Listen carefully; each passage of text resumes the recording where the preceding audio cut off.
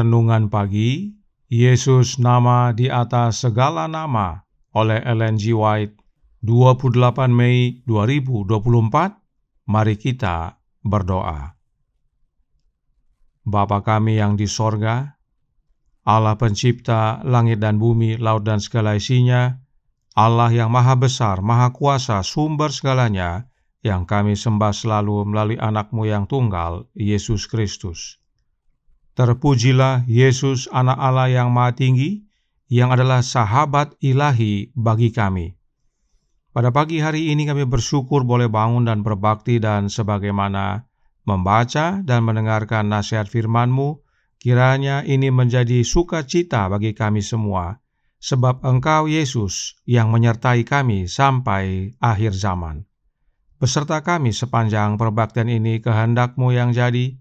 Ampun kami akan dosa dan salah, karena kami berdoa hanya dalam nama anak Allah yang tunggal, Yesus Kristus, yang adalah Tuhan dan Juru Selamat kami.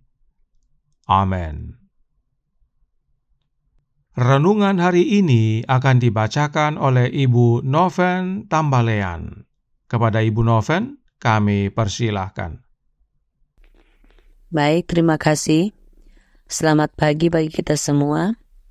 Renungan kita pada pagi hari ini 28 Mei 2024 dengan judul Sahabat Ilahi. Ayat tema, Aku menyertai kamu senantiasa sampai kepada akhir zaman. Amin. Matius 28 ayat 20. Di dalam tubuh kita terdapat kematian Tuhan Yesus, yang merupakan kehidupan dan keselamatan dan kebenaran bagi kita. Kemanapun kita pergi, di situ selalu ada kenangan akan pribadi yang kita kasihi. Kita tinggal di dalam Kristus dengan iman yang hidup. Dia tinggal di dalam hati kita melalui penggunaan iman kita secara individu. Kita mempunyai persahabatan dengan kehadiran ilahi, dan ketika kita menyadari kehadiran ini, pikiran kita dibawa ke dalam tawanan kepada Yesus Kristus. Latihan rohani kita sesuai dengan kejernihan perasaan kita akan persahabatan ini.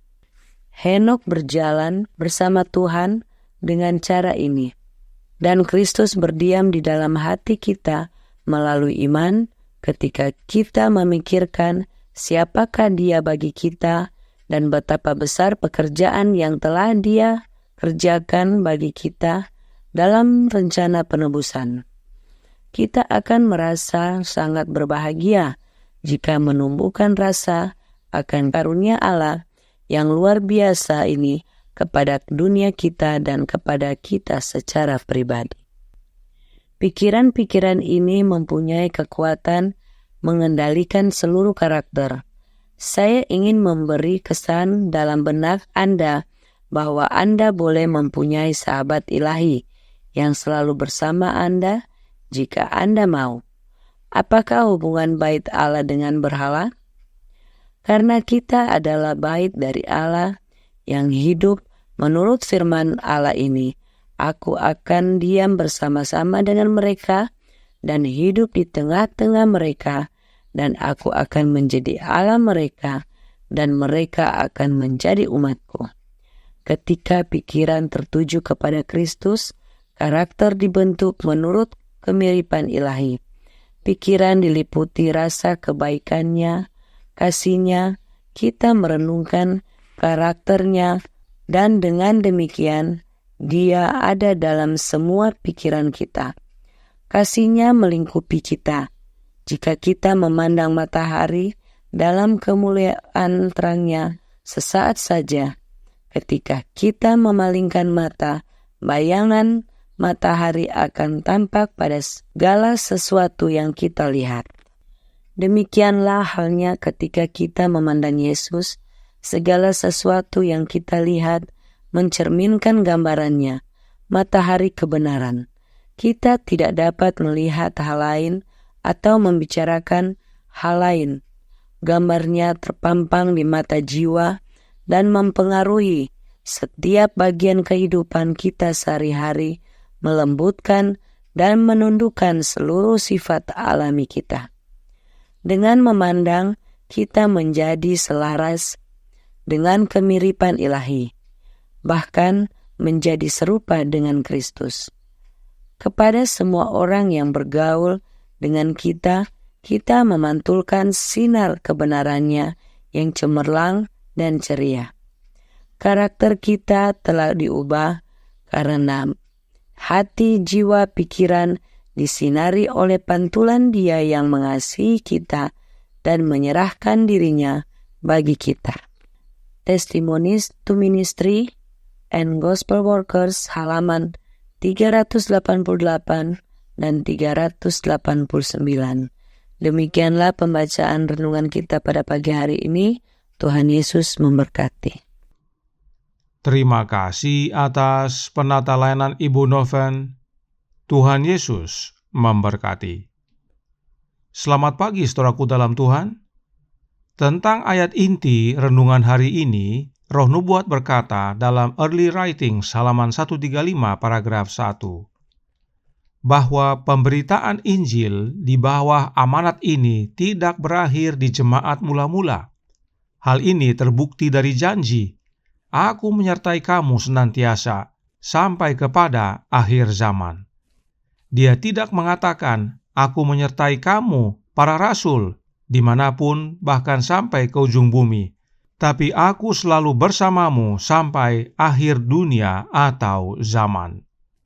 Janji Yesus tersebut bukan hanya untuk para rasul, tetapi untuk kita semua yang percaya. Yesuslah yang menyertai kita. Namun ingat, Yesus pernah berkata dalam Yohanes 14 ayat 16 yang berbunyi, "Aku akan minta kepada Bapa dan Ia akan memberikan kepadamu seorang penolong yang lain, supaya Ia menyertai kamu selama-lamanya." Yesus berjanji untuk memberikan penolong atau penghibur yang lain untuk menyertai kita selama-lamanya. Apakah ada dua yang menyertai kita, yaitu Yesus dan penolong yang lain ini? Tentu tidak, sebab renungan hari ini berkata tentang seorang sahabat ilahi, tunggal dan bukan jamak. Renungan hari ini berkata dalam Jesus Name Above All Names, halaman 159 paragraf 3. Saya ingin memberi kesan dalam benak Anda bahwa Anda boleh mempunyai sahabat ilahi yang selalu bersama Anda jika Anda mau. Yesuslah sahabat ilahi kita yang selalu bersama kita jika kita mau. Lalu, bagaimana hubungannya dengan Roh Kudus yang disebut penolong yang lain? Perhatikan kutipan berikut ini dalam Ministry of Healing halaman 107 paragraf 2. Saat ini tidak ada orang banyak yang ingin berduyun-duyun ke tempat-tempat gurun untuk melihat dan mendengar Kristus. Suaranya tidak terdengar di jalanan yang sibuk.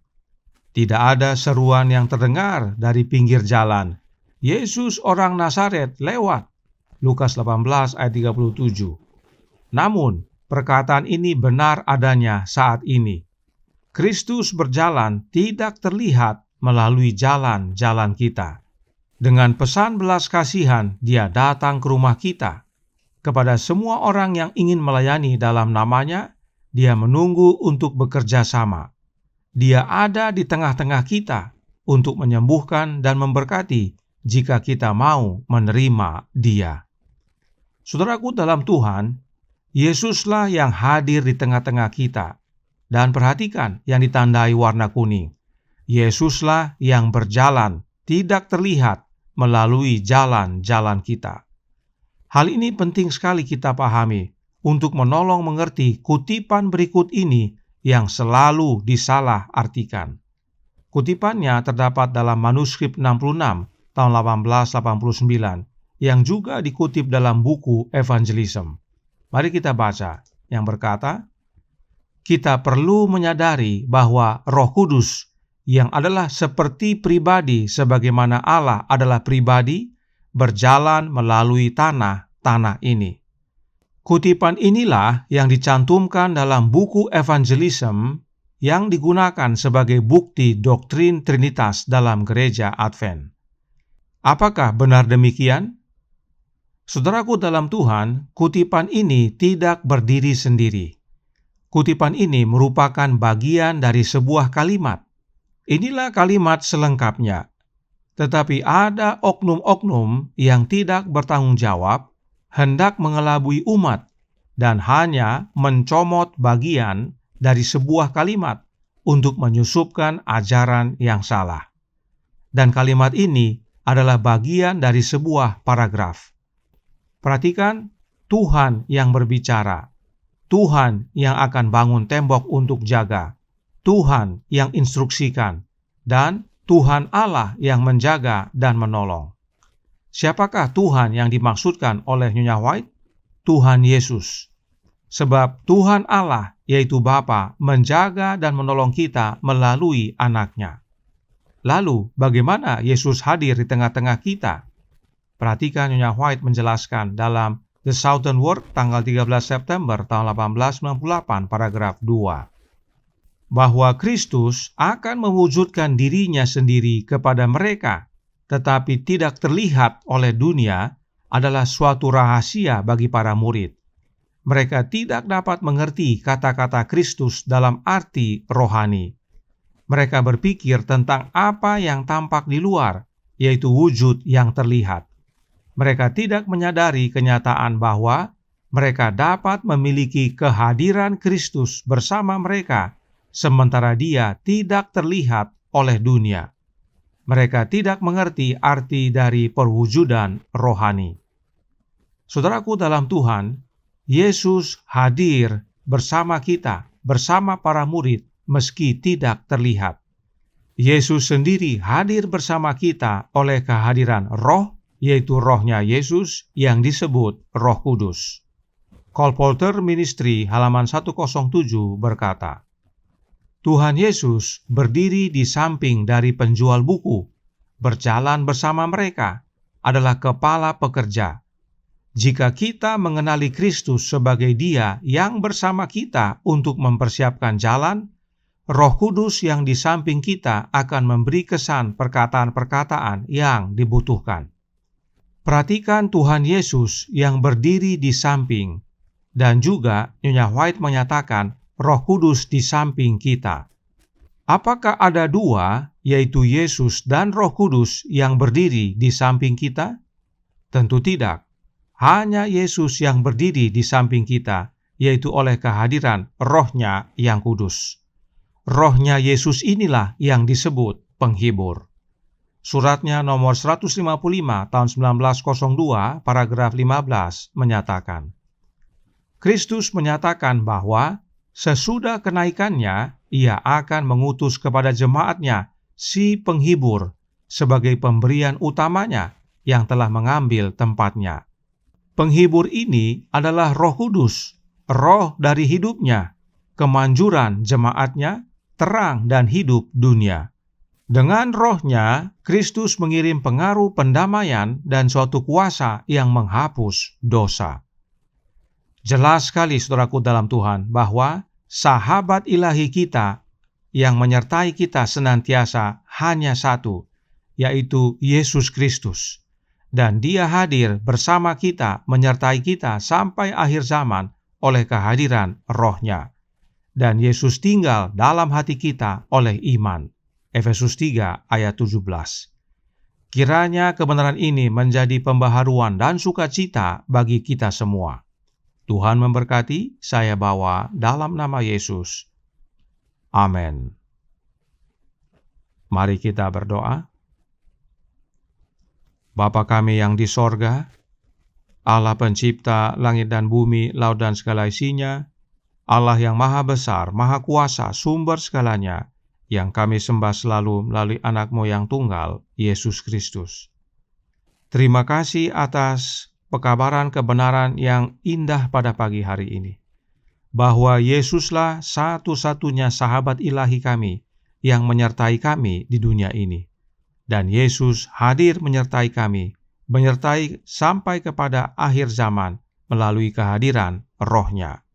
Karenanya tolong kami ya Bapa, Karuniakanlah roh anak-Mu dalam hati kami, agar masing-masing kami dalam kehidupan sehari-hari, dalam pekerjaan, dalam pelayanan, dalam keluarga, dimanapun kami berada, selalu bersama Yesus sampai Dia datang kedua kali. Beserta kami sepanjang hari ini kehendak-Mu yang jadi. Ampun kami akan dosa dan salah, karena kami berdoa hanya dalam nama Anak Allah yang tunggal, Yesus Kristus, yang adalah Tuhan dan Juru Selamat kami. Amin.